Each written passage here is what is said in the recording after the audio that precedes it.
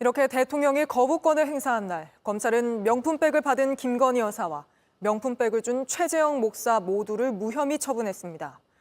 검찰은 명품백은 대통령 직무와 관련한 청탁이 아니라 접견 기회를 얻기 위한 수단이었을 뿐이라며 법률가의 양심에 따라 내린 결론이라고 강조했습니다. 하지만 지휘부 교체, 검찰총장 패싱, 김 여사 특혜 조사 논란 등으로 검찰 수사에 대한 신뢰가 이미 크게 흔들렸다는 비판이 나옵니다. 여도현 기자입니다. 김건희 여사는 명품백 수수 혐의로 지난해 12월 검찰에 고발됐습니다. 7개월이 지나서야 서울 창성동에 있는 경호처 관할 건물에서 조사를 받았습니다. 지난달 초 김 여사에 대한 수사심의위원회는 불기소를 권고했습니다. 며칠 뒤 열린 최 목사에 대한 수심위는 기소를 권고했습니다. 하지만 검찰의 최종 결론은 두 사람 모두 무혐의였습니다. 검찰은 먼저 청탁금지법에 공직자의 배우자를 처벌하는 조항이 없다고 설명했습니다. 특히 최 목사가 청탁이 아니라 접견을 위한 수단으로 명품백을 건넸다는 취지로 4번 이상 진술했다고 밝혔습니다. 명품백은 입장권 티켓으로 보면 된다는 진술도 공개했습니다. 최 목사가 했다는 청탁도 김 여사에게 전달되지 않았거나 가방을 건네고 1년이 지난 뒤에야 요청을 하기도 했기 때문에 청탁이나 직무 관련성이 있다고 보기 어렵다고 설명했습니다.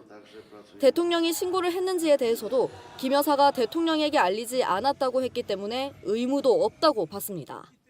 최 목사는 검찰이 유도신문을 했다고 주장해왔습니다.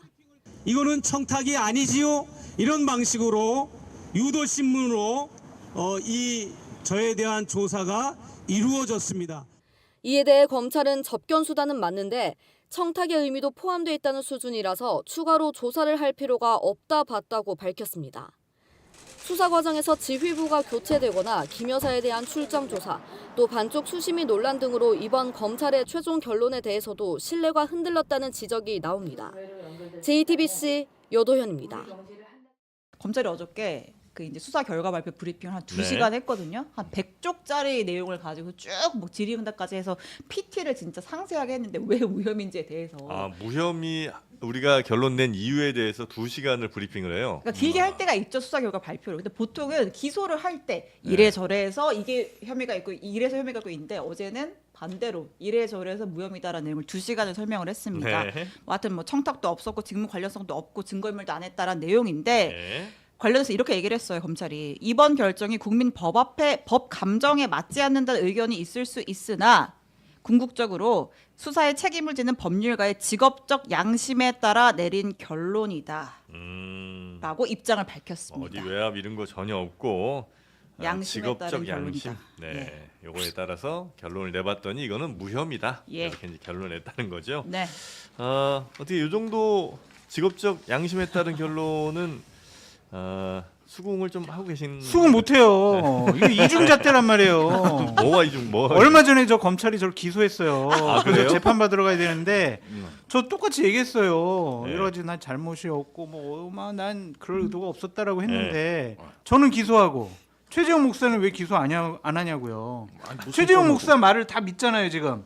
최 목사가 순수한 마음으로 준 선물이다. 예. 개인적인 선물이지 뇌물과 청탁이 아님을 분명히 밝힌다라고 예. 복기록에도 얘기를 했다. 거기 이제 초반에 이제 썼던 뭐 이런 건 거죠. 네. 나중에는 처음 조사에서. 나중에는 이제 이거 청탁이다 이제 이렇게 주장을 했었고. 얘기가 피의자 말을 이렇게 그냥 네. 믿냐고요 고지고대로. 검찰이. 네. 왜 제 말은 왜 안 믿어주고 이게 기소됐어요? 기소됐어요. 재판 받으러 가야 되는데 검찰 너무해요 진짜. 저한테도 이렇게 네. 꼭 관대하게 검찰은 조사하고 수사해가지고 네. 기소하는 집단이에요. 네.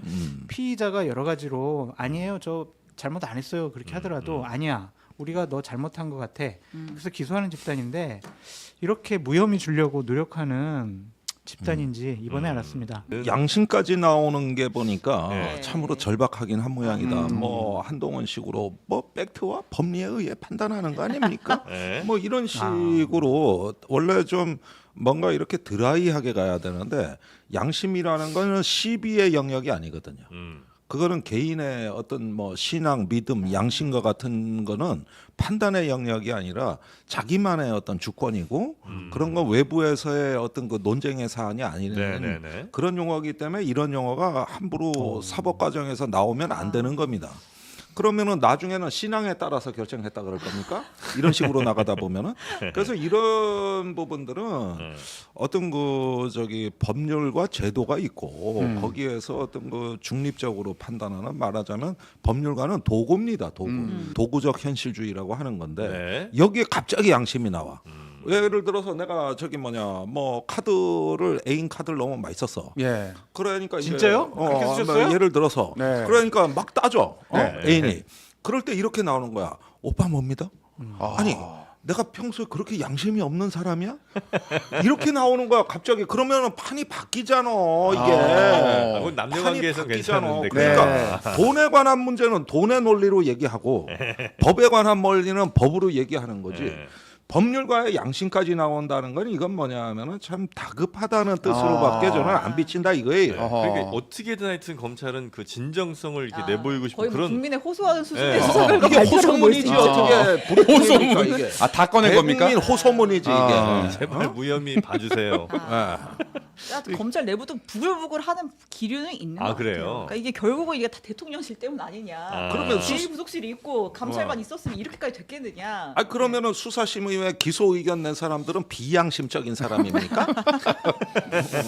그러니까 이런 데서 언어의 혼란을 주지 마라. 그냥 법률과 뭐 법리 검토해 보니까 이건 무혐의다라 이렇게 이제 드라이하게 하면 되는데. 이런 말이 우리를 불편하게 만드는 거예요. 거기서 왜 양심 얘기를 합니까? 근데 이것도 좀 이해가 안 가요. 유죄라는 확신이 없으면 기소하지 않는 게 원칙이다. 아하. 유죄 받을 가능성이 1%라도 있으면 기소하는 게 그동안의 검찰의 입장과 판단과 결정 아니었나요? 그러니까 이것도 뭔가 하여튼 김건희 여사 때문에 네. 검찰이라는 공적인 조직의 시스템이 망가지고 무너진 거 아니냐. 스텝이 자꾸 꼬인다.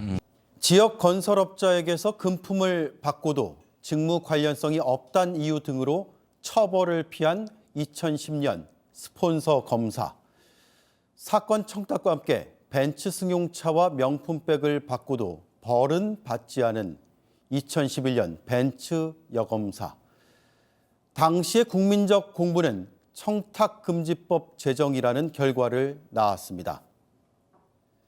첫 번째 처벌 대상은 경찰관에게 고맙다며 4만 5천 원짜리 떡을 보냈다가 돌려받은 민원인이었습니다.